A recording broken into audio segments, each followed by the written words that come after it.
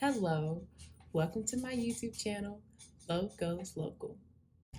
So, as promised, I have a very special episode for you guys today. It is currently Halloween, hence my shirt from Buc-ee's because I am from Texas. But it's actually really cute. And on the back it says, "Let's boo this," and I was like, I need it. And it wasn't as expensive as I thought it would be, so I was very excited. But it's Halloween. We made it through October. This is so exciting. It's been a long month for me personally, but I have been ghost hunting the last 2 weeks. It rained and snowed this week, so I didn't get to go out and walk around as much, but I did get a little bit more footage and stuff like that for you guys, just so you can see some of the buildings we have. I've been reading this book, Haunted Lubbock, by a Lubbock local who does not live here anymore, but his name is on the book. It's actually really interesting. It's full of stories of Lubbock locals or people who came to school here, Tech or LCU or South Plains, but people who've experienced some supernatural things. And I, for one, wholeheartedly believe every last person, because even when I first came to Lubbock back in 2018, I was like, oh my goodness, this place looks so old and creepy. But then when I moved here for my freshman year of college last year, I was like, I don't really think I should be out at night. Not too late. Not crime wise, yeah, of course there's crime. Crime is everywhere. But more of I'm not trying to see something that I can't forget about. But let me tell you something. I've learned a lot over the last year and a half that I've been in Lubbock. And one thing's for certain, this place has ghosts. Okay? This place has ghosts. But they're not, when people say ghosts, it's oh no, I'm so scared. But every ghost isn't an evil spirit, or, well, demons are demons, they're not ghosts. But they're not, all evil. Sometimes, as they say in movies, sometimes ghosts just don't know that they're dead. And it be like that sometimes. You be confused. And so there's a lot of stories in this book. There are actually 2 of them, and I bought both of them because I'm pretty much done with this one. But obviously I'm gonna read the second one. I have to. I need to know more of the stories. But a lot of them show that, one, every ghost isn't aware. But also I've been playing around with this theory because I heard parts of it in this podcast I've been listening to. It's called Morbid. If you listen to Morbid, shout out to you because they rock. But they've been talking, in one of their episodes, they said something about time. And so I've been playing around with this theory that time happens all at once, past, present, future. And, 3 strings all go at once. But, strings have strays. And so maybe the strays are coming into the present, and that's why we're seeing things. Because, some women will say, some women who've lost their baby before it's born, they'll say that, oh, I saw a child, and I feel like that's the child I was meant to have. So maybe that was a strand from a different future that they didn't get to have, but it came into our timeline just to peek, or just, sometimes strings get crossed. And then the past, because there's one story in here, and I had to go to the building that they were talking about because I was like, that's crazy. I mean, the building is in use now, but during the story it was abandoned. But it's just so crazy to think about it because maybe the past, that's why we get glimpses of people in a certain period of clothes, but they don't seem like they're aware that, we're crossing. They're just going on about their daily life. Or you'll be in a haunted house, or just somewhere and you hear children playing but there's no children around, or people arguing and there's no people around. It's kind of maybe our timelines do go like this, it's something to think about. Deeper thinking for you guys. Alrighty, let's get into these stories, okay? So the first one I want to talk about is, a really big one. If you came to, if you lived in Lubbock your whole life, you went to Lubbock High School, it's supposedly super haunted, okay? And not even in a they be beating me up type way, but more you see things that you're not supposed to see. One of the big things is the bell tower. So of course I had to go by the bell tower. Obviously I didn't go into school because I'm a college student and I do things during the day, so I couldn't go in during school hours. Not that I wanted to. I don't know, that would just seem kind of weird to me. I know nobody here, there's no reason for me to be here. There's no production being put on, so no. Especially during right now, it's COVID. I'm not trying to go into high school. Kids are gross. No, I'm serious, kids are gross. So I went to Lubbock High School and I walked around the front. Well, I guess it's the front. It's the part that's on 19th. Me and my friend were trying to figure out what's the front of the school, but I say that's the front because there's another entrance in the back. But I was like, I don't think that's the front, but it could be. I don't know. I am just gonna go with the one that's on 19th. But we walked around the front of the school and you get this kind of eerie feeling, you're being watched and you just can't see. Now, could we have been, spooking ourselves? Of course, because again, I've been reading this book pretty much all month. Let's just put that out there. I've been listening to my crime podcast, listening to all kinds of spooky stories all month. Could I have been spooking myself out? Sure. But let me tell you something. When we first drove past the school, I was like, don't look into the bell tower. Don't look into the bell tower. Of course, I looked into the bell tower, and it was someone was standing up there, but I had to look away because I was driving. And when I looked back, it wasn't there anymore. And I was like, well, maybe I'm just, making it up. Because usually I don't see things. I usually just hear things. So it was But it was so crazy because Erica, my friend, she said she saw something up there too when we were leaving. And so it was Okay, maybe. Because like there's like so many stories in there about Lubbock High School. And a lot of them have to do with the bell tower or the auditorium. Because the auditorium is supposedly haunted. But I'm pretty sure, I wholeheartedly believe it's haunted. Auditoriums are creepy anyway, so just gonna put that out there. But like just looking at it, it just looks creepy. But there's like one story in particular, I was like, I want to go stand in the spot they stood in. But I couldn't go stand in the spot because it was raining and it was like super cold. But the story is basically these two young lovers back in like World War II era, they get into this fight and they break up. And then the guy finds out his girlfriend was messing around with some dude who's about to go off to war, and he was super upset. So he like leaves this note on her door with a nickel in it. And this is during the World War II era, so a nickel's a lot. Well, it is to me in my concept of money.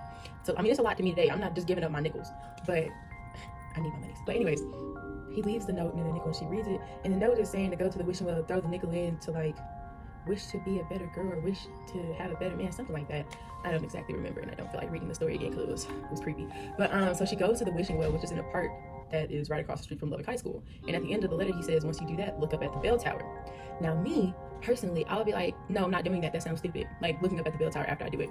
You're not gonna tell me what to do. But then again, my curiosity would get the best of me. So she goes and does it, and then she looks up at the bell tower, and boom, there he is on the ladder, and he jumps off, like he steps off and hangs himself. And so in one of the stories, these two guys see the body like hanging, and this is like in the 90s. They see the body in the 90s, so it's like whoa. And so they just see it hanging there. But yeah, so like that's like the backstory for them seeing it, like who they could have been seeing. And the story is passed down from like a teacher who helped, who tried to go help the boy, like after he hung himself. And so it was just like whoa. And so the park that was back then, it's not exactly there anymore. That area is like a activity center, senior center, something like that. And so I went to the parking lot because it was raining and I wasn't gonna stand in the rain.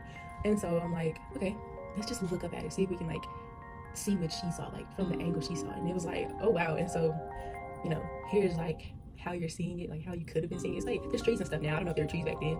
I can only assume that there weren't in that exact spot. But yeah, that is like one of the top stories in that book. But then again, plenty of super creepy stories. Loved it, loved it, loved it. Like, and another place in town where you're gonna hear a lot of ghost stories is gonna be downtown. Now, I went and walked around downtown. I walked many blocks. I made a giant square, maybe a rectangle. I'm not good with shapes. I mean, I know them, but geometry, I didn't do so well. I passed though, I graduated, that's all that matters. So me and a friend, we were walking around downtown, and it's just like, well, obviously it was dark because I do stuff during the day. I'm a student, I work, I do a lot. So I was busy during the day. So we went at night, and I was like, well, I'm pretty sure we're gonna get the most activity at night. And Lubbock is super windy, so you're gonna hear, you know, things clacking and all of that. But it was just like, again, I'm getting this feeling that there's just someone watching. And I'm like, nah, forget about it. And so some stories take place in the jail. Some stories take place in the green building, which I'm gonna insert the clip here so you guys can see what the green building looks like. Well, today, obviously I don't have a video of what it used to look like, but it's an interesting little building, okay? I went like 3 times. I went downtown 3 times and the same light was on in that building. And I was like, and I saw it from different angles, but I was just like, this light has been on every day. But obviously I haven't gone during the day. I don't have the time. But yeah, I had to take a video of the street sign, 13th Street, because it was just like, ooh, we're on 13th. Like, it was unintentional completely, trust me. It's like, numbers. But then there was this one building we walked past, and the door is busted, so there's plywood right there, and then the glass is cracked, and then there's these like glass lights, and they're swinging. And again, Lubbock's really windy, so obviously that could have been the wind, but it was just giving me like this spooky feeling. And I was just like, whoa. And so I was like, man, if there are more of us, I would go in there. I mean, not by myself, we would all go in there, you know, but 2 people is not enough to not get snatched by some ghosts, okay? It's just not enough. You need more than that. But also, I want to say the federal building's right across the street from there. And so some of the stories take place in that area. And so it's just like, I don't, almost stuttered. You can like feel, not like a presence, but like there's a lot going on down there. And I don't mean right in front of my eyes. And so we went like near the sheriff's station, I guess you would call it. The sheriff's academy, and like, I can't remember the name of the building, but it's in the video, so I'll insert it. But something weird happened. And I didn't want to think too much into it, but I thought too much into it. I was like, oh my goodness, we gotta go. So as I was taking that video I just showed, it stopped. It just stopped recording. And because I was panning it up for the whole building so you can just see all of it, because, you know, there were some lights on and stuff too. But it stopped, like it just stopped recording. And I was like, Like, and you can, like, I showed my friend my phone, and you can see that it was still like playing the recording time, but the picture on the phone was frozen. And so I was like, do you see this? Or am I just like tripping? And she was like, and I was like, we gotta go. Like, no, I'm good. And so I was like, peace out. Cause like that part of the building I was showing was being renovated. And so I was like, But the second time I went there, it was in the rain. But the second time I went, it looked like there was like someone shuffling around up there, which could it have been? Sure, they're renovating. But here's the thing, I went to all these places after 9 o'clock at night. Nothing happens in Lubbock after 9 o'clock, unless it's the weekend and people are out partying, which they shouldn't be, but I'm just gonna mind my own business. But I went during the week, so like Tuesday, Wednesday, Monday. So it's like, nobody should be in there after 9 o'clock, you know? Lubbock is pretty dead once the sun goes down, honestly. So it's just like, creepy. And so that's just like, And so we turned around and we were out.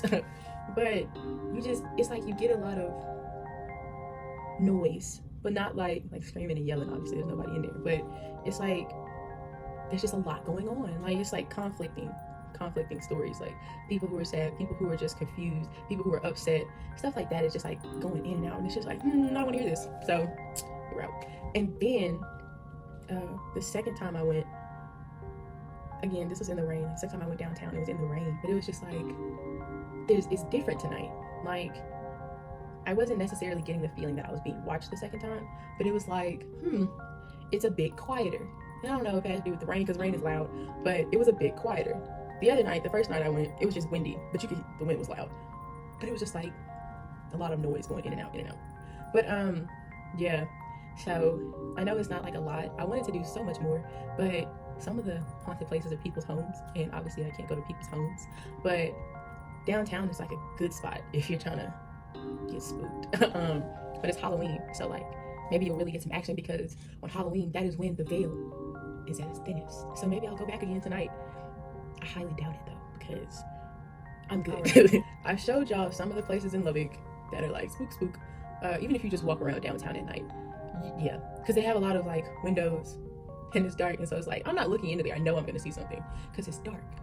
But every time we came up on a window, we were like, we literally got in the street and walked past it, because in my head, I'm a horror movie lover, fanatic. I watch them all the time, but all I can see is someone just reaching out and snatching me, and I was like, I don't want to get snatched. But anyways, to end this video, I'm going to share my own spook story, and it actually happened here in this room. So again, this is just me like adding to the fact that yes, Lubbock is very much the creepy. So let's get into my story. It's very short. Well, yeah, it is short. So one morning, I was not going to my 8 a.m. I've only gone twice, the first day and the day we had to pick partners for a group project. That's it. I'm not going. But one of the group members was texting us in the group chat and was like, y'all coming to class? And I was like, no. And so I turned over and I went back to sleep. Then my mom texted me, and it was like pretty fast. I couldn't really go back to sleep. I just had my eyes closed. And so I'm looking at my bed. But I turned back over and I look at my phone and I see what she said. And I was like, all right, we'll handle this later. And I flip back over and I look at the wall, and I have my eyes closed. But once I'm up in the morning, usually I don't go back to sleep. So that first group chat texting, because they sent a couple messages, I knew I wasn't going to be able to go back to sleep, because they responded after I said, no, I'm not going. Then my mom. And so my phone does the second reminder a couple minutes later. So I knew I wasn't going back to sleep. But I was just going to lay there with my eyes closed as long as I could before I had to get up and use the bathroom. But I'm laying there, eyes closed, just chilling, talking to myself. And it sounded like someone, it didn't even sound like a door opened, but it sounded like someone was coming in my room, and they were walking on paper bags. Why paper bags? I don't know, but that's just the best way to describe the sound, because it was like footsteps, slow footsteps coming up to my bed. So they're getting a bit louder each time as they get closer. And I'm like my eyes are wide open now, and I'm like, nah, bro, whatever happens, I'm gonna just let it be. If it's my time, it's my time, because what was I supposed to do? And so then I'm like, we're just gonna ignore it. And it was like, you're not gonna ignore me, and it did. You know when someone grabs your neck? Yeah, that's exactly what it felt like. They did that on my neck. And I know the feeling because my dad does it all the time. And so it was like, yeah. And it was like, you know what, we're up. And so I jumped up and looked around my room, and obviously there's nothing there. And so I was like, why? What did I do? And it's like the feeling stayed on my neck for a few seconds too. After I jumped up, I was like, and so I was like, let me respond to my mom, because I'm not going back to sleep. And so I responded and all of that, but I was just like this happened a couple weeks ago, but I can still feel it. And so now, if I wake up in the middle of the night, I don't open my eyes. I know when I'm up, but I don't open my eyes, because one, I'm not trying to see nothing.